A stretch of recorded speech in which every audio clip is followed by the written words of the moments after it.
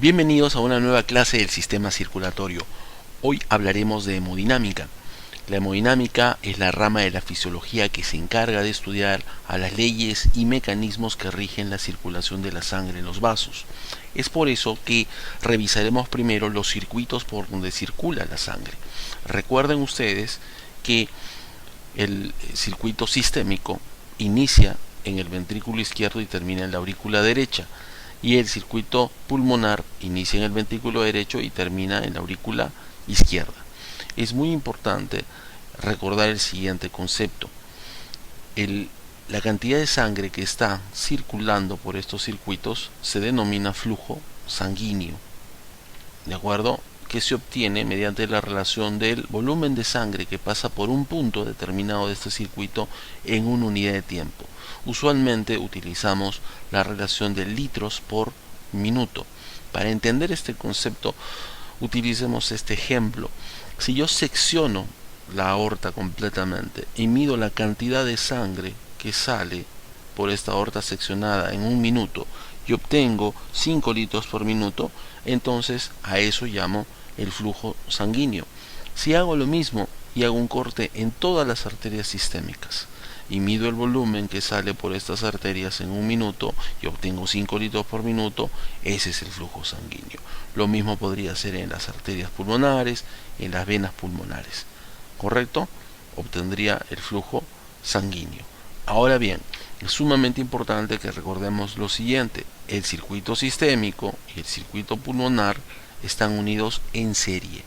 Más adelante vamos a ver detalles de esto, pero debemos recordar que con un circuito en serie el flujo es el mismo en cualquiera de sus puntos. Muy bien, otro concepto básico para que podamos hablar el idioma de la hemodinámica es entender que el flujo sanguíneo es equivalente al gasto cardíaco. ¿Qué cosa es el gasto cardíaco? Expliquemos lo siguiente. Sabemos muy bien que la sangre va a fluir gracias a la contracción de las bombas de estos circuitos, el ventrículo izquierdo y el ventrículo derecho. Por lo tanto, cada vez que el ventrículo izquierdo, por ejemplo, se contraiga, eyectará una cantidad de sangre a la aorta que se distribuirá obviamente por todo el circuito. Ese volumen de sangre eyectado se denomina volumen sistólico, que se denomina acá o le colocamos las iniciales BS, volumen sistólico. Entonces tenemos el componente de volumen del flujo sanguíneo. Ahora, si yo quiero saber qué cantidad de sangre bombea el corazón por unidad de tiempo, es decir, qué volumen por unidad de tiempo, y lo quiero hacer en un minuto, entonces simplemente tengo que saber cuántas veces se contrae el ventrículo izquierdo en un minuto. En este ejemplo, el volumen que eyectaba el corazón en cada latido es 70 mililitros. Si este corazón se contrae 70 veces por minuto, entonces simplemente multiplico 70 por 70 y me sale 4,9 litros por minuto. Ese es el gasto cardíaco, que es equivalente a ¿qué? Al flujo sanguíneo. Entonces, yo encontraré en este punto, si mido el flujo sanguíneo, 4,9.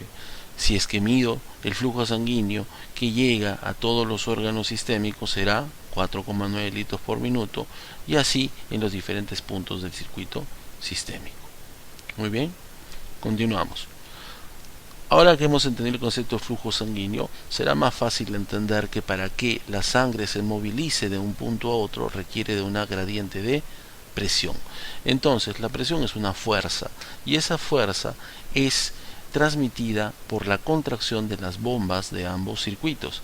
Cuando el ventrículo izquierdo se contrae, produce una gran presión sobre la sangre que contiene, y esa sangre a presión sale, por supuesto, a nivel de la aorta y va a hacer que el flujo de sangre pueda llegar a todos los órganos y regrese a la aurícula derecha. Entonces, el flujo sanguíneo es determinado por una gradiente de presión. Cuando el ventrículo izquierdo se contrae, como dijimos, la sangre sale a presión a nivel de la aorta, donde podríamos medir la máxima presión, por decirlo así, o el punto de máxima presión. A medida que la sangre va avanzando por el circuito sistémico, va encontrando la resistencia de los vasos. Sabemos muy bien que la principal resistencia la ofrecen las arteriolas, pero esta resistencia va a hacer que la presión vaya cayendo de manera progresiva hasta que llega hasta cero, inclusive en la aurícula derecha. Recuerden ustedes la clase anterior en la que hablábamos de la presión de la aurícula derecha. Muy bien, entonces se ha establecido una gradiente de presión entre un punto máximo, que sería la aorta, y un punto mínimo, que sería la aurícula derecha. Como ustedes se darán cuenta en este cuadro, nosotros tenemos en la arteria pulmonar en la aorta dos valores, ¿no? Una presión máxima, que es la sistólica, y otra la diastólica.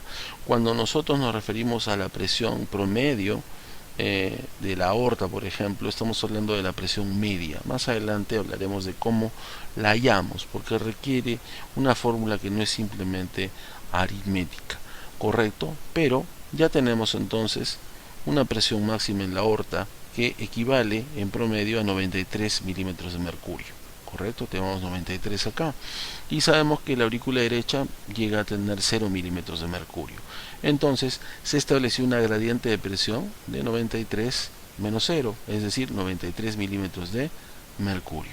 En el circuito pulmonar nos damos cuenta que también hay una gradiente. Por supuesto, la arteria pulmonar, que recibe la sangre del ventrículo derecho, va a tener una presión media de ¿cuánto? De 15 milímetros de mercurio, y le vamos a restar la presión que encontramos en la aurícula izquierda, que es el punto de mínima presión de este circuito, que es de 5 milímetros de mercurio. Tenemos entonces una gradiente de presión de 10 milímetros de mercurio. Como se darán cuenta, el circuito sistémico es un circuito de alta presión y el circuito pulmonar de baja presión. ¿Cómo explicamos esto? Es claro, y podemos hacer la correlación anatómica, que el ventrículo izquierdo requiere mucha mayor fuerza para bombear la sangre a todos los órganos sistémicos, excepto los pulmones, ¿no? Recuerden ustedes que el miocardio es 2 a 3 veces más grueso en el ventrículo izquierdo que en el ventrículo derecho. Entonces allí tenemos obviamente una explicación, la fuerza. Y otra, ¿cuál es? Es que la resistencia que ofrecen las arteriolas del circuito sistémico es mayor que la resistencia que ofrecen las arteriolas a nivel pulmonar, ¿correcto? Las arteriolas pulmonares son más distensibles, ofrecen menos resistencia. Eso explica también por qué tenemos un circuito de alta presión a nivel sistémico y uno de baja presión a nivel pulmonar. Muy bien, continuamos. Este cuadro es muy importante para poder relacionar lo que vimos en la clase anterior, en las clases anteriores, con respecto a la estructura cardiovascular, ¿no? Y obviamente las leyes de la hemodinámica. Miren ustedes que en este cuadro tenemos en el eje vertical una serie de variables, ¿no? Que se van a correlacionar ¿con qué? Con los diferentes segmentos vasculares del circuito sistémico, ¿sí? Tenemos, por ejemplo, las arterias de gran calibre, que sabemos que son arterias elásticas, la más grande es la aorta. Luego arterias de mediano calibre, las arteriolas, los capilares, las vénulas y finalmente las venas más grandes, que son las venas cavas. Démonos cuenta de lo siguiente. Miren ustedes que la presión y la velocidad del flujo sanguíneo va disminuyendo progresivamente a medida que la sangre se va alejando del corazón. Cuando llegamos a la arteriola, la presión cae bruscamente, ¿no es cierto? Las arteriolas determinan entonces que la presión caiga bruscamente, siendo la menor hasta este nivel a nivel capilar, ¿no es cierto? Sí, una presión a nivel capilar que ha bajado notablemente, que por supuesto va a seguir bajando hasta que lleguemos a las venas y finalmente a la aurícula. Entonces acá se cumple ¿qué cosa?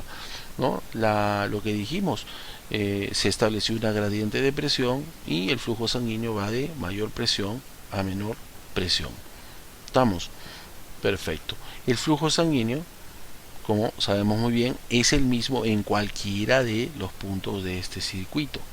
Ahora bien, ¿cómo se relaciona la presión y la velocidad con otras de las variables que vemos acá? ¿Con cuál se relacionaría más?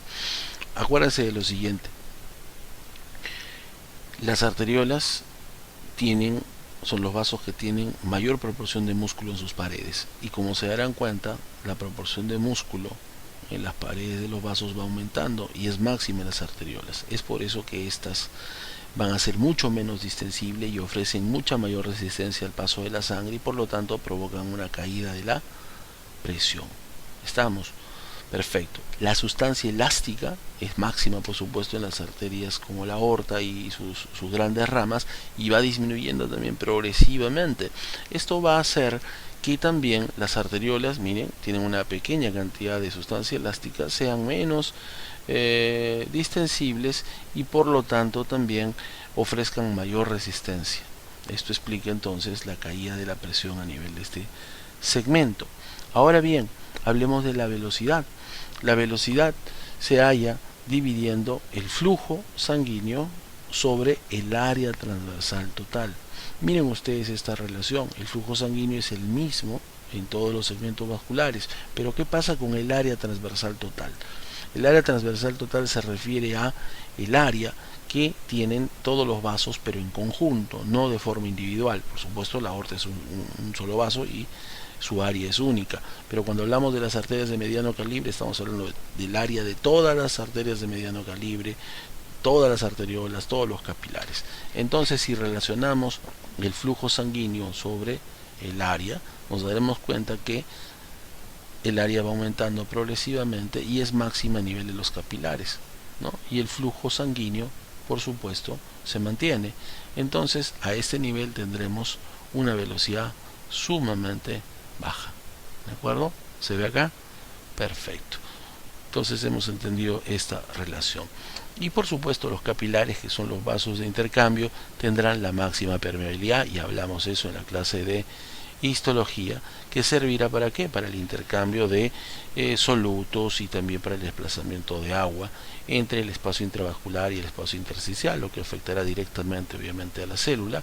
Y también nos damos cuenta que la máxima área transversal, ¿no?, corresponde a los capilares, o otra de las variables que va a determinar justamente o va a favorecer el intercambio. Muy bien, avancemos entonces.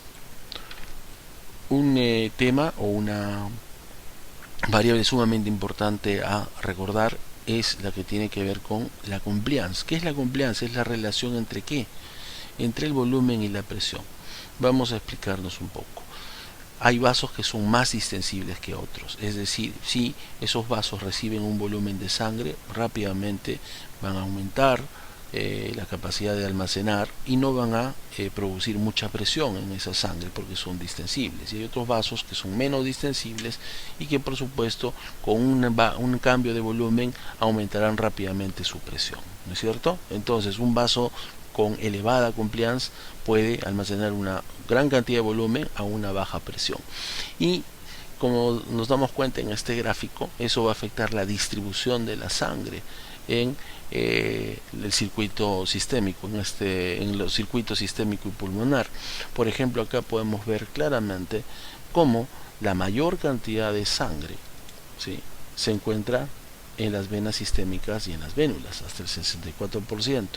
Y la sangre que determina la presión, que nosotros medimos normalmente con un esfingomanómetro, que es la presión arterial sistémica, ¿no?, el volumen de sangre que es responsable de esa presión es solamente el 13%. Esto es muy importante porque en circunstancias en las que la presión, por ejemplo, disminuya, necesitaremos aumentar el volumen de sangre que se encuentra justamente en las arterias sistémicas y en las arteriolas. Las venas sistémicas y las vénulas, principalmente las venas sistémicas, tienen, como lo dijimos en la clase de histología, músculo liso en sus paredes, especialmente la adventicia, y eso va a producir que cuando sean estimuladas, por ejemplo, por el sistema nervioso simpático, su contracción haga que este volumen pase a las arterias sistémicas y las arteriolas y por supuesto mejore la presión. Esto es muy importante en circunstancias como una hemorragia, por ejemplo. Muy bien, continuamos. Ahora bien, esta relación es indispensable para poder entender no solamente el aspecto hemodinámico, sino también correlacionarlo con alteraciones funcionales y patológicas que vamos a ver en las siguientes clases. Muy bien, acá podemos ver la relación entre el flujo sanguíneo y la gradiente de presión y la resistencia periférica, la resistencia total de un circuito, ¿no? Pero esta fórmula puede ser aplicada, como lo dice acá, a un vaso, un órgano o un circuito. Muy bien, acá especificamos que la gradiente de presión es la presión máxima menos la presión mínima de ese órgano o circuito o vaso, correcto. Y no se olviden que las unidades que usualmente utilizamos son milímetros de mercurio en presión, mililitros en volumen y minutos en tiempo.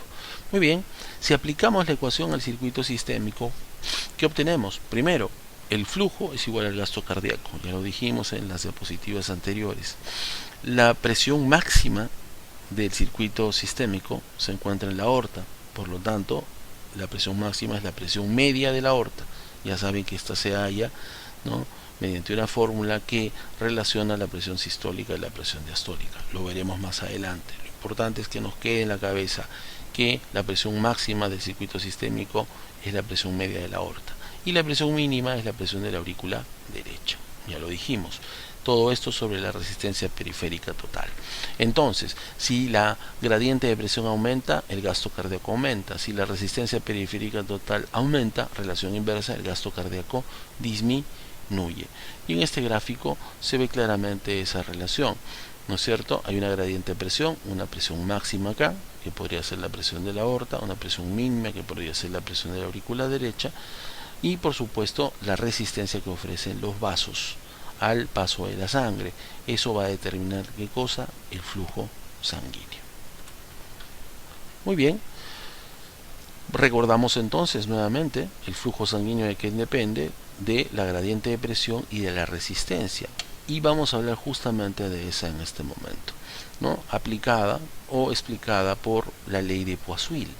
No se olviden que llamamos unidades de resistencia, en este caso periféricas, ¿no? Utilizamos como unidades de resistencia periférica valores que contengan milímetros de mercurio sobre mililitros sobre minuto, ¿correcto? Muy bien, la resistencia se puede hallar correlacionando las siguientes variables. Tenemos a N, que significa viscosidad de la sangre, L, longitud del vaso, pi, que es una constante que todos conocemos, y el radio elevado a la cuarta potencia. Es evidente que el determinante principal de la resistencia es el radio, porque se eleva a la cuarta potencia, ¿correcto? Entonces, si es que la resistencia aumenta, se considera, obviamente, se tiene que considerar que se eleva a la cuarta potencia, y eso afectará directamente ¿a quién? Al flujo sanguíneo. Esta relación es sumamente importante. Por ejemplo, debemos decir, si el radio se reduce a la mitad, ¿de acuerdo?, la resistencia aumentará 16 veces. ¿Sí? Pues porque la mitad, podemos decir que es un medio, y multiplicamos 2 por 2, que sería 4 por 2, 8, y por 2, 16, y nos sale que si se ha reducido a la mitad el radio, la resistencia aumenta 16 veces, y si el radio se duplica, ¿de acuerdo?, la resistencia disminuirá también 16 veces. Eso afectará directamente al flujo. Miren ustedes, en este gráfico tenemos una gradiente de presión fija, 100 milímetros de mercurio para estos tres vasos, y la resistencia, miren cómo va aumentando. La resistencia era 1 acá, y el flujo era 1 mililitro por minuto con esta gradiente de presión. Si el radio se duplica, ¿qué dijimos que pasa con la resistencia? Si el radio se duplica, la resistencia disminuye 16 veces, y por lo tanto el flujo aumenta 16 veces. ¿Se entiende? Correcto. Lo mismo será aplicable para acá. Si la resistencia, digamos, se ha cuadruplicado, también haremos lo mismo, ¿no es cierto? La resistencia, si hacemos 4 a la cuarta, nos sale 256 veces a disminuir la resistencia, y por lo tanto el flujo ha aumentado 256 veces. Muy bien. Ahora añadiremos a esta explicación la viscosidad sanguínea. Hablamos en algún momento de la composición de la sangre y dijimos que el componente de elementos formes, que está representado principalmente por los glóbulos rojos, se denomina hematocrito. Es este hematocrito el que determina la viscosidad de la sangre. Y como nos dimos cuenta, la viscosidad ¿no?, está en relación directa a la resistencia. Mayor viscosidad, mayor resistencia. Entonces, si es que una persona tiene un hematocrito mayor de lo normal, tiene una policitemia, un aumento del número de glóbulos rojos, o tiene una disminución del número de glóbulos rojos, que sería una anemia, entonces en el primer caso aumentaría la resistencia y en el segundo caso disminuiría la resistencia. ¿Correcto? Muy bien, avanzamos. Ok, hablemos ahora de cómo de forma ideal circula la sangre. La forma en la que circula es en un flujo laminar. Miren ustedes, ¿de acuerdo?, que esto sucede en todo el sistema cardiovascular, excepto en las cavidades cardíacas, donde el flujo se hace turbulento. La capa con mayor velocidad se encuentra acá, en el centro. Las capas que obviamente están rozando con las paredes del vaso van a tener una menor velocidad, pero se mantiene esta dirección de tipo lineal. En cambio, en el flujo turbulento se pierde justamente esa organización que vimos anteriormente, ¿no? Las capas de flujo ya no existen, ¿no? El flujo es totalmente turbulento, roza, ¿no?, notablemente con las paredes del vaso, y puede provocar fenómenos audibles como los soplos. Por supuesto, este tipo de flujo turbulento va a ofrecer mayor resistencia al paso de la sangre. ¿Cómo podemos hallar la tendencia o la posibilidad de un flujo turbulento? Utilizando esta fórmula que se llama número de Reynolds. En el numerador vemos a determinantes como el diámetro, la velocidad y la densidad. Quiere decir, por ejemplo, que a mayor diámetro, mayor número de Reynolds. Si mayor es el número de Reynolds, flujo turbulento. A mayor velocidad, mayor número de Reynolds. A mayor densidad, mayor número de Reynolds. Y a mayor viscosidad, menor número de Reynolds, y a menor viscosidad, mayor número de Reynolds. Vamos a dar algunos ejemplos de esto. Ok, porque obviamente la variación de estos elementos va a provocar un flujo turbulento. ¿Correcto? ¿Qué podría, por ejemplo, aumentar el número de Reynolds y producir un flujo turbulento, inclusive un soplo? El aumento de la velocidad, ¿no? El aumento de la velocidad de la sangre, por supuesto. Ahora, recuerden ustedes que la sangre puede aumentar su velocidad si es que también aumenta el flujo sanguíneo, pero muchas veces se produce en la práctica el aumento de la velocidad del flujo sanguíneo dependiendo de qué, de la disminución del diámetro de un vaso o de una válvula. Por ejemplo, si la válvula aórtica es estenosa, disminuye su diámetro, entonces la velocidad del flujo aumenta y eso provocaría un aumento del número de Reynolds y un flujo turbulento. Otro elemento importante sería la viscosidad. Si la viscosidad disminuye, aumenta el número de Reynolds. ¿Quién era el determinante de la viscosidad? El hematocrito. Entonces una persona con anemia tendrá también mayor tendencia a un flujo turbulento. Es importante que nosotros recordemos o entendamos esto, que parece un poco paradójico. Acá dice, según la fórmula, que si aumenta el diámetro, aumenta el número de Reynolds. Pero dijimos hace un momento que la disminución del diámetro de un vaso o de una válvula aumenta la velocidad. ¿Correcto? Lo que sucede es lo siguiente: si bien el aumento del diámetro va a tender a aumentar el número de Reynolds, la disminución del diámetro provoca directamente un aumento de la velocidad, y la velocidad tiene una mayor influencia sobre el número de Reynolds que el diámetro netamente. Por lo tanto, eso determina que una disminución del diámetro al aumentar la velocidad provoque con mayor posibilidad un flujo turbulento. ¿Correcto? Muy bien. Ahora, el flujo turbulento, no nos olvidemos, es mucho más frecuente en la ramificación de los vasos, ¿no?, donde los vasos se dividen, y también obviamente está relacionado con la disminución de la viscosidad, como vimos hace un momento. Continuamos. Ahora hablaremos y recordaremos lo que vimos al principio, lo que es un circuito en serie, ¿no? En un circuito en serie, por ejemplo, que se describe acá, ¿no?, tiene tres resistencias, R1, R2, R3, y una presión máxima de 120, una mínima de 0, entonces hay una gradiente de presión de 120, ¿no?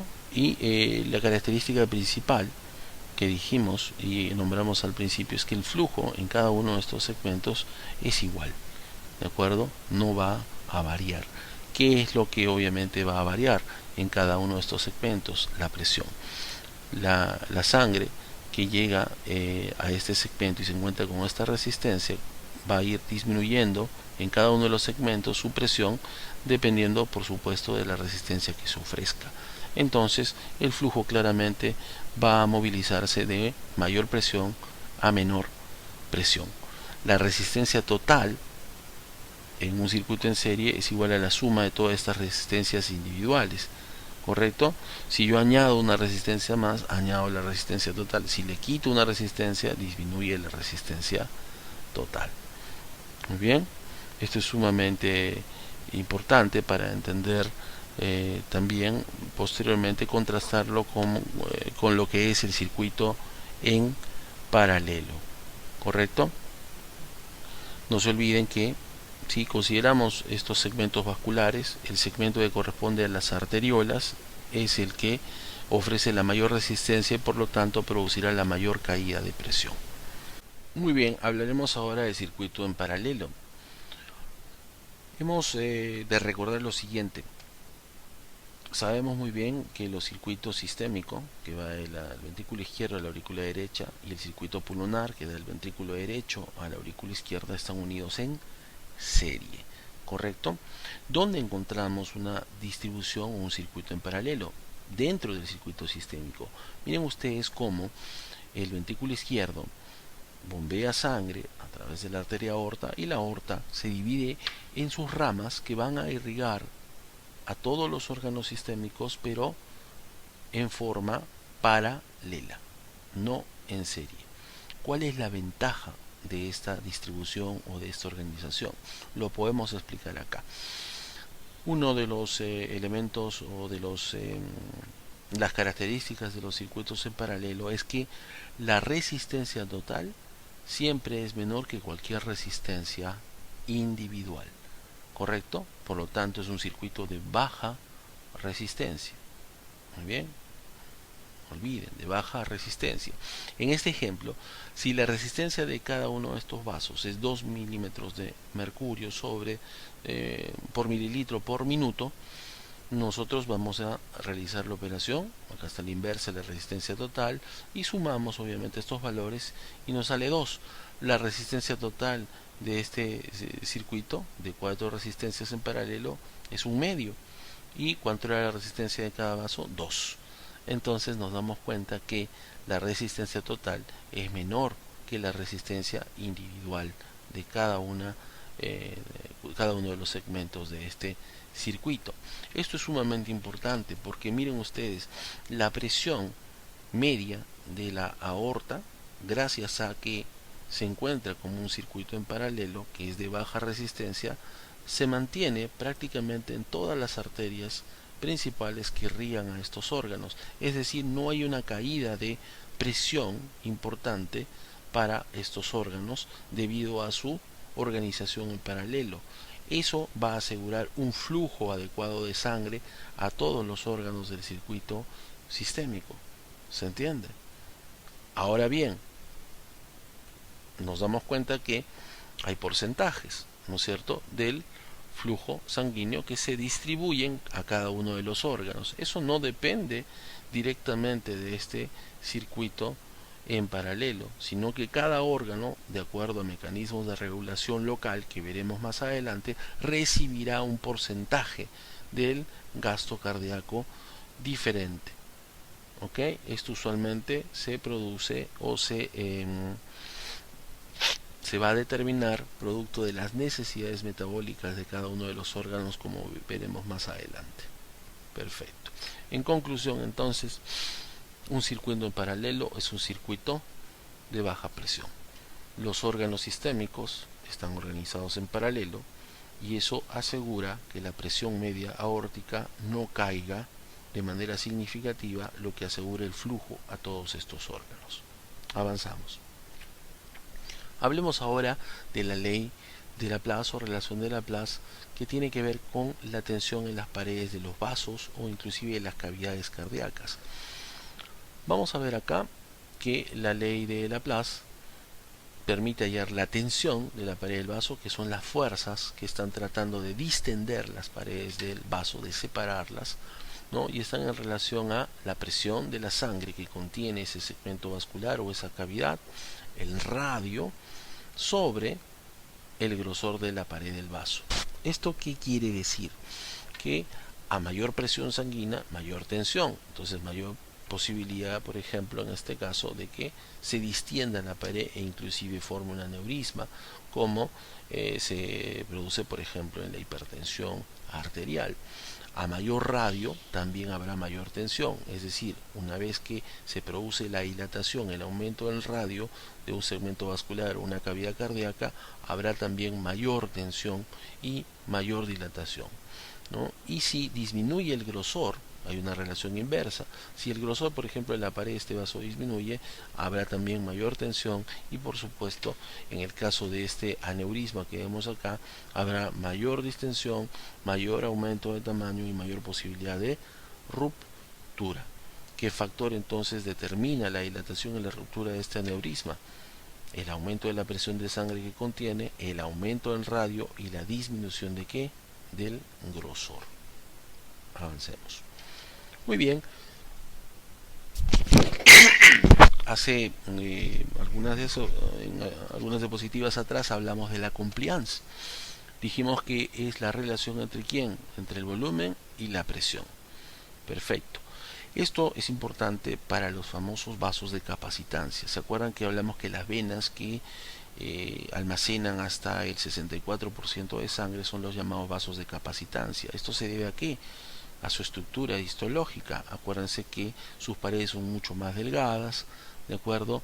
Y son mucho más distensibles. ¿Qué quiere decir? Una vez que reciben un volumen de sangre, pueden distenderse fácilmente, almacenan ese volumen de sangre y no se ejerce mucha presión dentro de las venas.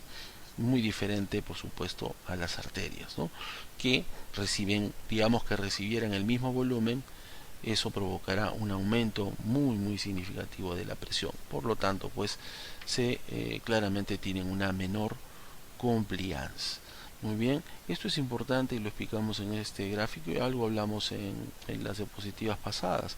La sangre que está acá almacenada, de acuerdo, en circunstancias, por ejemplo, de emergencia, que digamos que sea una hemorragia que disminuya la presión arterial media, esto va a provocar una respuesta que obviamente de emergencia, que va a estar mediada por el sistema nervioso simpático. Acuérdense que la pared de los vasos de las venas tiene también musculatura lisa que al estímulo simpático se contraerá y esta sangre, parte de esta sangre, va a movilizarse desde este lado venoso hasta el lado arterial, lo que finalmente va a beneficiar y aumentar a la presión arterial sistémica. Entonces, en circunstancias de emergencia por pérdida de volumen, por ejemplo en el caso de la hemorragia, este mecanismo nos permitirá compensar esa pérdida de presión gracias a este desplazamiento de volumen. ¿Ok? Muy bien, avancemos. Hablemos ahora de la presión arterial en el circuito sistémico. Sabemos muy bien que la presión arterial en el circuito sistémico es fásica. ¿Qué quiere decir? Que tiene dos fases, ¿no? Hay una fase sistólica y una fase diastólica. Estamos hablando de una presión entonces sistólica y una presión durante la diástole o presión diastólica. En la práctica también se le dice o le dicen muchas veces la máxima y la mínima, ¿no? Pero lo que no debemos olvidar nunca es justamente esto, que esta presión, que es una onda de presión lo que estamos viendo acá se ve justamente en el vertical los valores, 120 milímetros de mercurio y 80 milímetros de mercurio, nos está diciendo esta gráfica que la presión tiene un valor máximo durante la sístole y un valor mínimo durante la diástole. Y es muy importante también esta escala, que es la escala del tiempo. Dense cuenta que la diástole dura prácticamente el doble que la sístole. ¿Ok? ¿Qué otro elemento importante que tenemos que nombrar en esta onda de presión de un vaso sistémico o de una arteria, perdón, sistémica, es esta incisura dícrota, ¿correcto? ¿Sí? Esta pequeña hendidura se produce, miren ustedes, justamente cuando se inicia la diástole o al final de la sístole. Entonces la sangre obviamente es eyectada por el ventrículo izquierdo, a la aorta y a sus ramas principales, y cuando la presión va disminuyendo, vamos a ver más adelante que esa presión se hace menor que la del ventrículo izquierdo, lo que induce ¿qué cosa? Induce el cierre de ¿quién? El cierre de la válvula aórtica.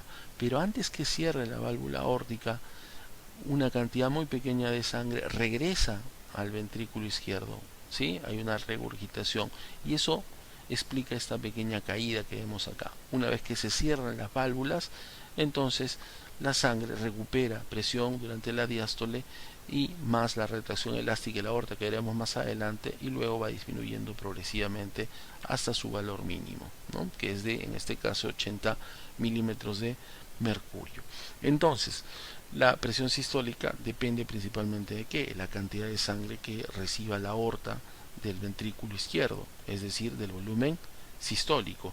Cuando la frecuencia cardíaca disminuye, el corazón también tiene más tiempo para llenarse, y una disminución de la frecuencia cardíaca, por supuesto, no por debajo de los valores normales, aumentará también la cantidad de sangre que eyecta el corazón y por lo tanto aumentará la presión sistólica.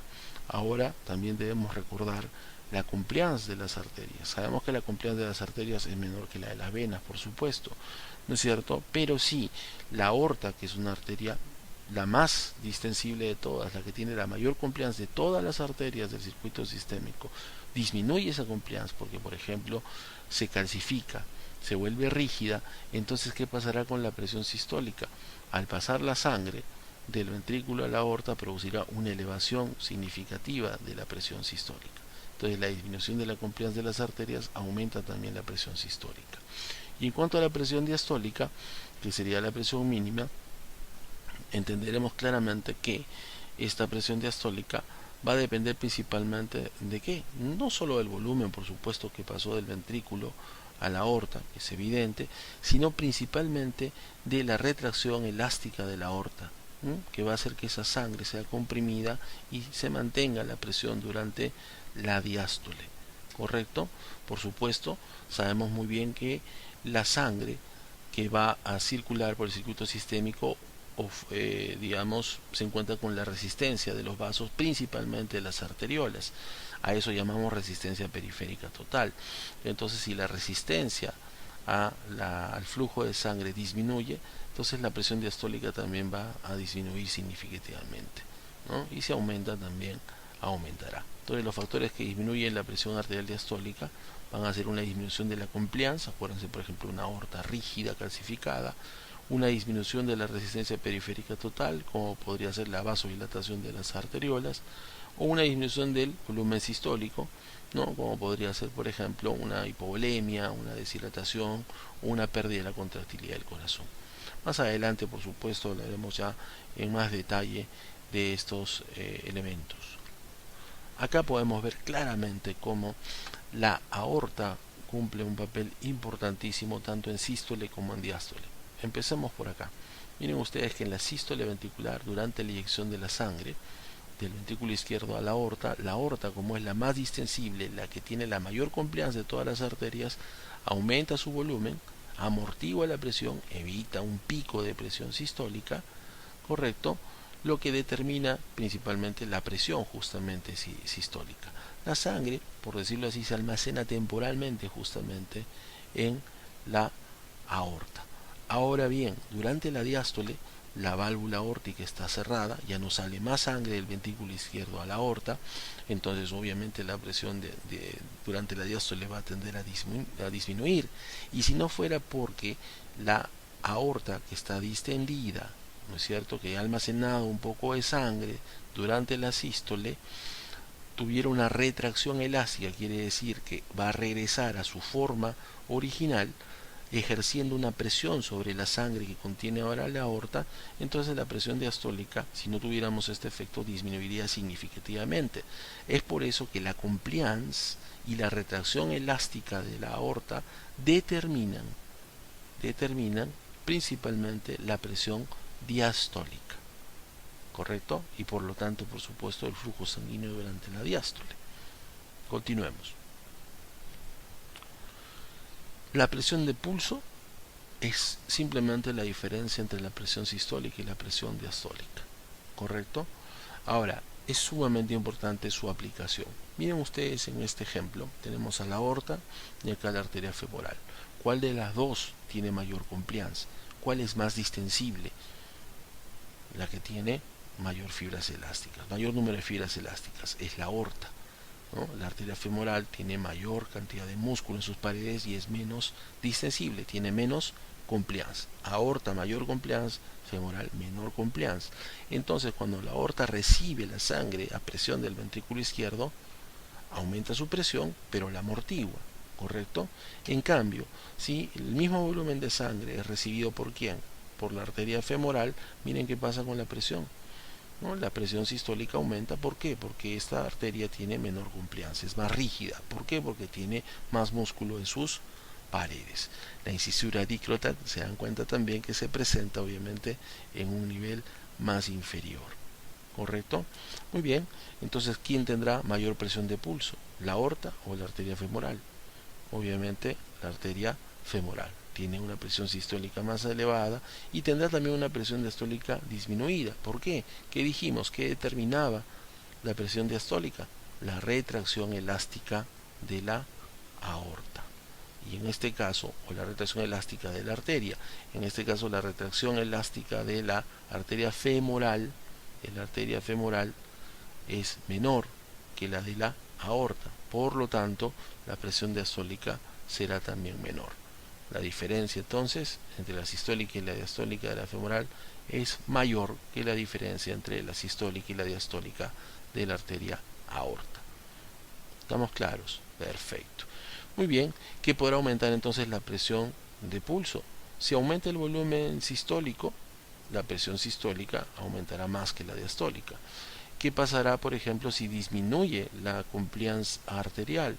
¿Qué va a suceder? Dijimos una aorta rígida, ¿no? Calcificada, que se puede presentar por aterosclerosis o en la misma edad puede producir calcificación de la aorta. ¿Qué va a suceder? También se elevará la sistólica y disminuirá la diastólica. Esto pasa mucho en pacientes ancianos que tienen arterias rígidas.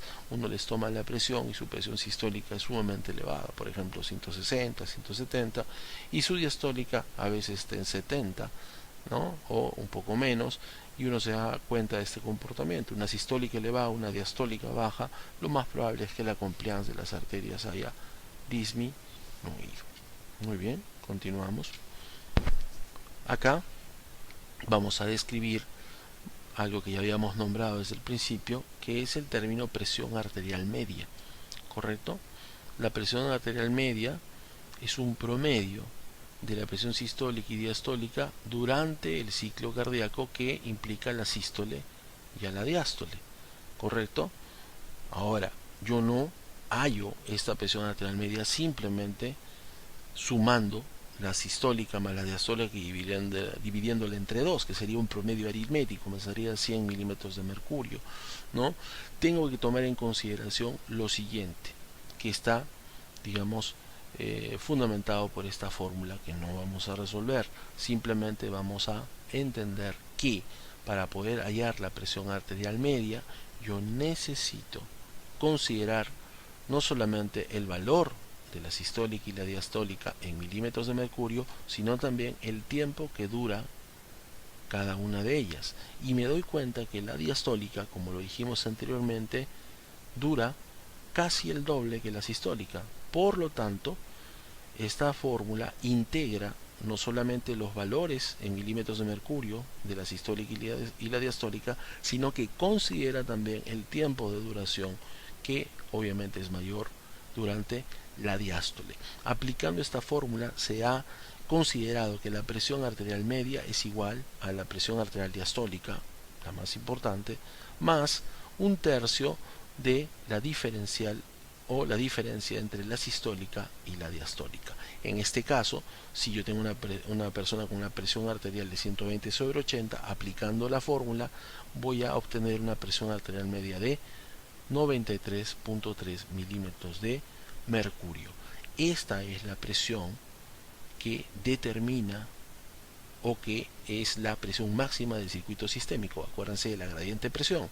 ¿no? La presión media de la aorta, presión máxima, menos la presión de la aurícula derecha, que en una persona normal siempre consideramos con un valor de 0, ¿correcto? Entonces, dependiendo de los valores de esta presión, se determina también el flujo sanguíneo entregado a los órganos sistémicos. Los valores normales de la presión arterial media oscilan entre 70 y 100 milímetros de mercurio. Continuemos. Ok, ahora podemos ver entonces o describir los factores que afectan la presión arterial media, ¿correcto? Vamos a recordar lo siguiente. Acuérdense que el gasto cardíaco no es más que la diferencia o la gradiente de presión sobre la resistencia periférica total.